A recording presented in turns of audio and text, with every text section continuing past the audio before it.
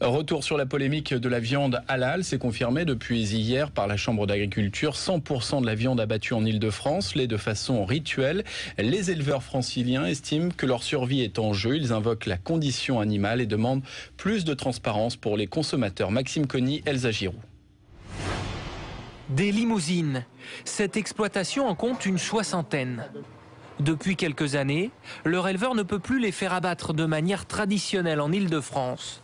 Il doit alors les transporter sur plus de 100 km pour rallier un abattoir dans le Perche.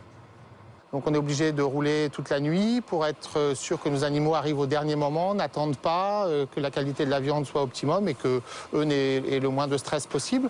Donc c'est très compliqué si vous voulez. En plus c'est des coûts énormes parce qu'ensuite la viande il faut la rapatrier.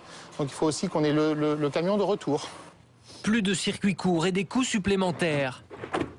Le prix à payer pour la transparence, car cet éleveur vend directement sa viande à des consommateurs qui ne veulent pas d'abattage rituel. Les éleveurs franciliens avaient alerté les élus sur leurs problèmes au mois d'août dernier. Ils n'avaient eu aucune réponse. Aujourd'hui, on est dans un contexte assez favorable vis-à-vis des élections et aussi de l'ouverture du salon de l'agriculture. Donc la polémique revient à ce moment-là. L'inquiétude que l'on a, c'est que ce soit les éleveurs qui doivent supporter une baisse de la consommation de la viande qui en résulte et une baisse des cours. Une baisse des cours et une crise des vocations. 22% des exploitations enfermées en 10 ans en Île-de-France.